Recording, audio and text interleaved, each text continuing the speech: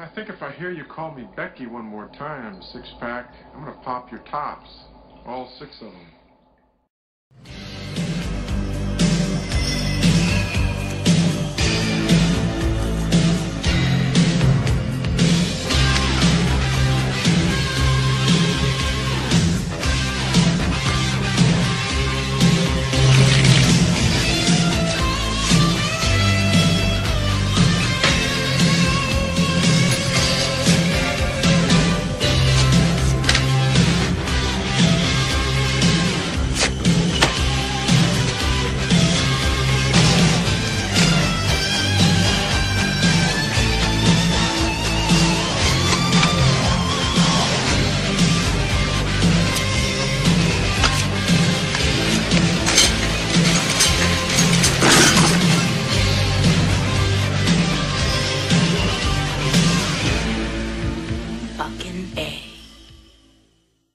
Hey, this is Matt once again. Welcome back to another review. This is a PayPal request for Brock.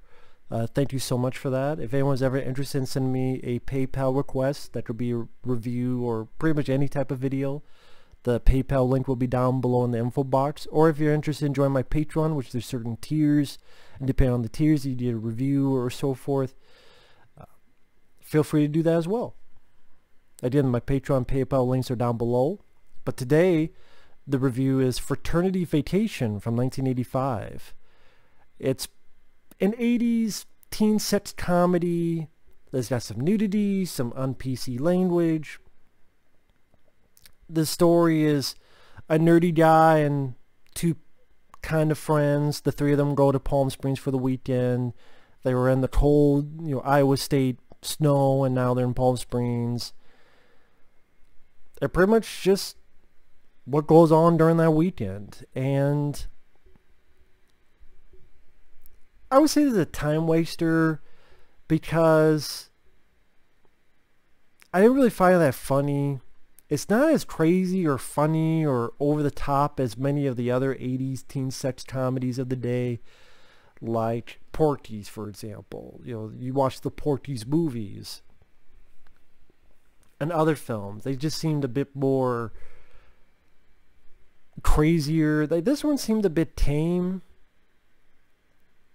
And on the flip side, the cast was interesting to see a lot of these people in early roles. Stephen Geoffreys, the guy who played Evil Ed in the original Fright Night. You're so cool, Brewster. This is one of the few times he got to star in a film. He also starred in 976 Evil, which is more horror. This is straight out comedy. So again, if you like Stephen Geoffreys, you want to see him in the lead role, this is one of the only times you want to see that. Also, speaking of Fright Night, Amanda Bierce, who played the girlfriend in the original Fright Night, Charlie Brewster's girlfriend, she's in this. So it was interesting to see the both of them in the same movie around the same time Fright Night have been. I don't know if this was before or after Fright Night. I think they were both the same year, 85. This might have been before Fright Night. Other people, Tim Robbins is one of the friends of Stephen Geoffreys that goes along for the weekend in Palm Springs.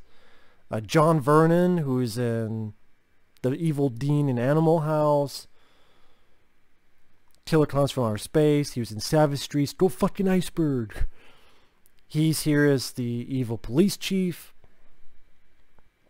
Other recognizable people, Barbara Crampton, who's been in a lot of Stuart Gordon movies, Kathleen Kinmont, who's been in her share of horror films. They're both here as two sexy ladies who show them titties, which I appreciate that. Let's see who else. Oh, the hot lady that everyone's trying to get is Sheree J. Wilson. She looks familiar. That's the girl who was the lead with Chuck Norris and Walker, Texas Ranger. And then she was also had a big part in Chuck Norris's film Hellbound. I knew I recognized her.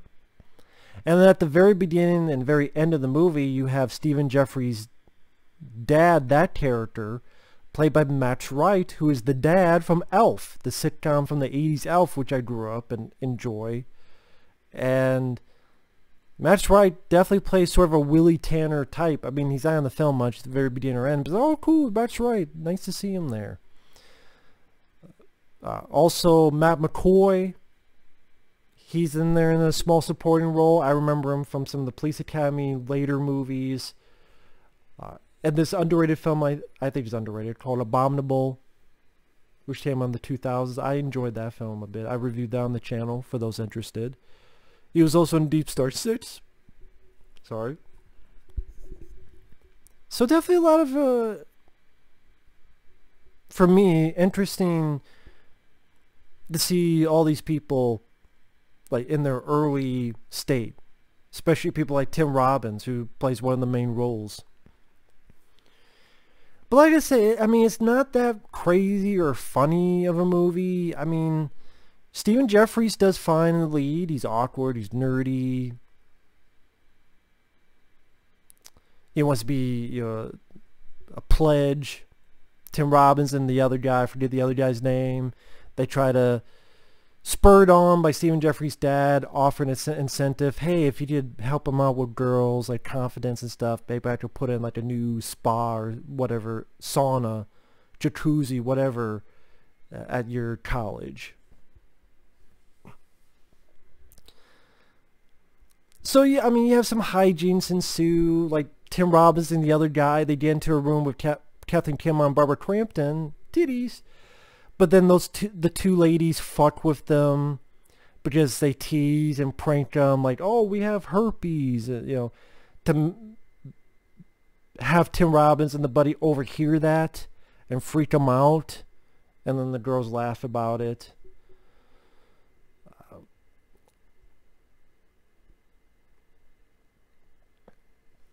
One of the few times I kind of chuckled was Tim Robbins and the other guy tried to teach Stephen Geoffreys how to talk to girls. And they talk about how you have to lead up to it naturally. So it's like, hey, you know, you ask if they want to dance. Then you ask if, you know, they want a drink. And then Stephen Geoffreys goes, well, what if that doesn't work? That's one of them off being a wise ass going, I don't know, blowjob in the question in a parking lot wouldn't be out of the question. And Stephen Geoffreys does that literally. He goes up and says, can I buy you a drink? Girl doesn't say anything. Would you care to dance? Nothing. I guess a blowjob in the parking lot would be out of the question. And the way Stephen Geoffreys delivered that, I think, is what made me chuckle. And he says it to Amanda Beers. And for some reason it works. Then you find out there's a bit more than Amanda Beers, so that things are not going to quite work out. But it seems like it does for a while. But it's fairly uneventful in the 80s teen sex comedy, like hijinks level. It's, oh, the upper douche who's friends with Matt McCoy, he parachutes down to a pool to try to impress people, and especially Sheree J. Wilson's character. That douche and Matt McCoy make a bet with Tim Robbins and his buddies to say who can get Sheree J. Wilson first will win a sum of money. And so a good chunk of their screen time is this bet. And so Tim Robbins has his buddy pretend that he broke up with a girl and that, oh, he's suicidal from the sauna, and try to get Sheree J. Wilson to feel sorry.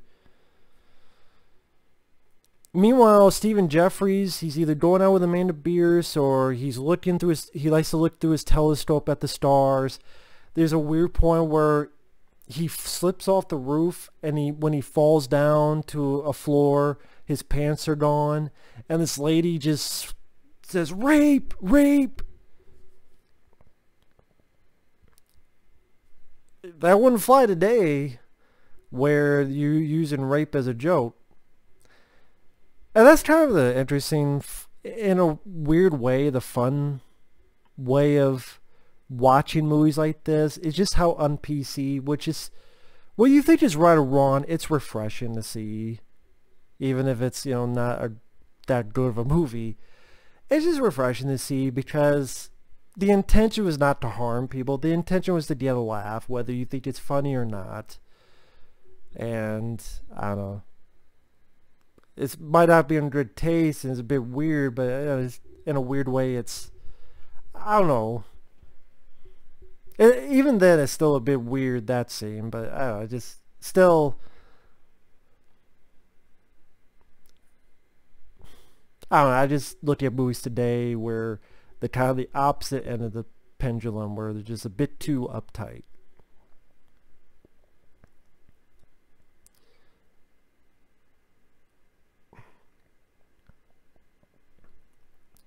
I mean, moments I enjoyed, I mentioned the scene I enjoy where he gets the Tim Robbins and buddies advice a bit wrong. He has a nice, Stephen Geoffreys has a nice little acting moment with Amanda Beers where something happens with her father, which is John Vernon, the police chief, and then Stephen Geoffreys realizes that she liked it, and he's like, I saw you smiling, Nicole, and I didn't blow it. I didn't do anything wrong in there. You know, I think you like seeing your father do that kind of stuff to your boyfriends. I think that makes you not very nice. That's too bad, because I really thought you were. And you do think the dialogue is a bit silly or cringy, but I like Stephen Geoffreys' delivery. I think for the role Stephen Geoffreys was given, I thought he fit the role rather well. I just wish the script was a bit wittier, or a bit crazier, or a bit more sexier. I mean, there's some nudity, but it is not stuff that would make it stand out more, like really crazy set pieces, or crazy ideas, or crazy stories, plot predicaments. Not really. That's why I mean it's kind of tame. Because you know he decides to hitchhike, and then at the same time Sheree J Wilson finds out these guys are Tim Robbins and Matt McCoy, and the others are betting on her, so she gets pissed. So she's driving away, and then she sees Stephen Geoffreys and picks him up, and then for some reason they start becoming friends. One other funny bit I liked is when Tim Robbins' his buddy are looking for Stephen Geoffreys to see if he's alright, and John Vernon's being a dick. They drive their car right into his place, crash into it, and one of them says, "We did say please, motherfucker." That was pretty funny. So I liked that bit. So I mean, if you're big in the 80s teen sex comedies, it's worth a watch. Doesn't mean you'll like it, but I mean, I liked seeing the cast in these early roles. I thought Stephen Geoffreys did fine the lead. You get to see Barbara Crampton, Kathleen Kinmon's titties. Sheree J Wilson, you think shows her titties, but from what I understand, it was a double. And you can tell because she's not in the same shot. So you see her face, and then you see titties, but it's not Sheree J Wilson's titties. But it's nice titties. So you get to see some titties. John Vernon being John Vernon, you know, that character after you need to be an evil dickhead. That's usually what he played. But he played it well from Animal House onward. And it was interesting seeing Tim Robbins in an early role. And I mean, again, it's a time waster for me. Nothing I would remember a week from now. Like a week from now, it'd be kind of hazy. And again, it wasn't too funny. There's just many other better teen sex comedies. I keep mentioning, you know, Porky's. But, you know, there's plenty of others. And, you know, not just the 80s. Other decades as well. It is what it is. And, yeah, there's not much else I can say. So, thanks for watching. Take care.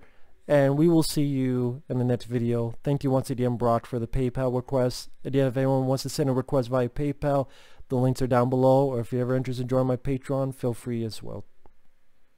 Thank you, and we'll see you next time. Bye-bye.